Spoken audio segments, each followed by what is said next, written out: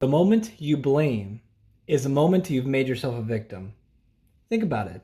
Anytime you blame something outside of yourself for causing your suffering, you've automatically, by default, made yourself a victim. And I'm not going to act like some saint to you all. Like, I have had my own share of blaming in my life. But to say that every time we catch ourselves in the process of blaming, we continue to make sure that we stay empowered rather than disempowered through that blame. Donald, there are definitely things where it wasn't my fault and it was this other person or thing's fault. What are you talking about? Let me clarify.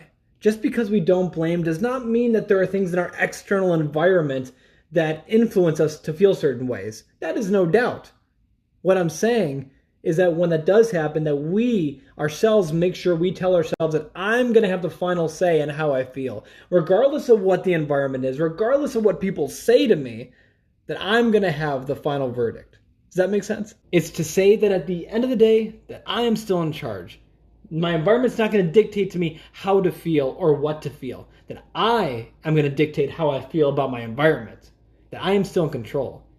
But you can't do that with blame. Here's a funny thing about blame too. It does feel good temporarily. You do get the temporary boost of feeling of empowerment and superiority. But it's temporary. And you are implicitly telling yourself when you blame that the environment is in control of us, of me. And I share all this because I want you to take back control of your life.